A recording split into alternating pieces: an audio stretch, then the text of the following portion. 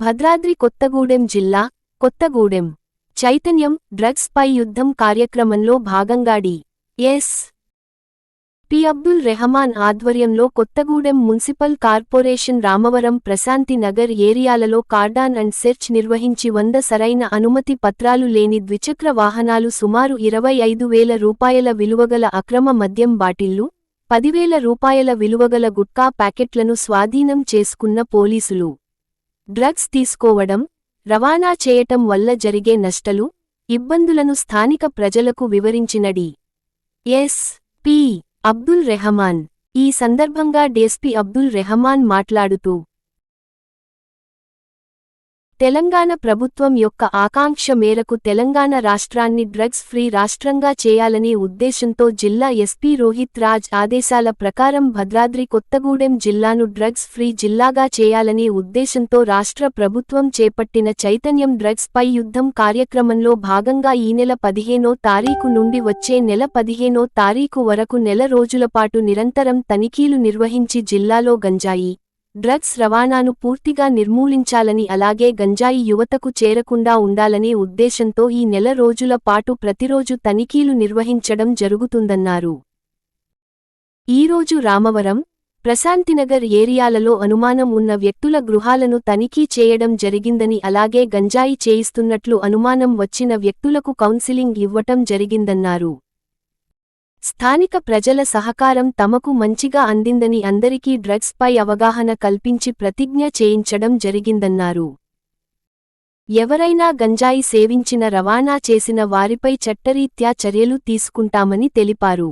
అందుకనే ప్రతి ఒక్కరు కూడా డ్రగ్స్, గంజాయి సేవించటం రవాణా చేయటం వల్ల జరిగే నష్టాలు, ఇబ్బందులను తెలుసుకోవాలన్నారు. ఎవరైనా గంజాయి సేవించినా, గంజాయి విక్రయించిన తమ సమాచారం ఇస్తే కేసులు నమోదు చేసి చట్ట ప్రకారం చర్యలు తీసుకుంటామని తెలిపారు.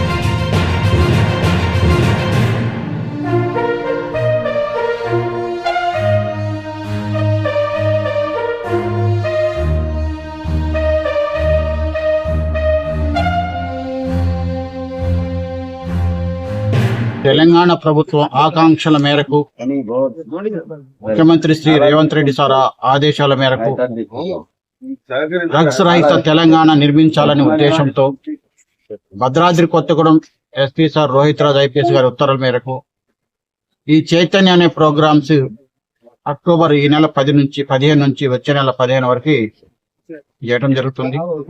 దీనిలో భాగంగా ఈ రోజు టూ టౌన్ పోలీస్ స్టేషన్ పరిధిలో ఉన్నటువంటి ప్రశాంత్ నగర్ ని కార్డన్ సెర్చ్ చేయడం జరిగింది.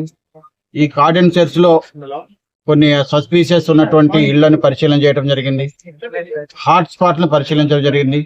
ఎవరైతే గంజాయి సేవిస్తారో అనుమానించినటువంటి వ్యక్తులకి కౌన్సిలింగ్ చేయడం జరిగింది. వాళ్ళకి ప్రజలకి గంజాయి సేవించడం వల్ల జరిగేటటువంటి అనర్థాల గురించి తెలియజేయడం జరిగింది.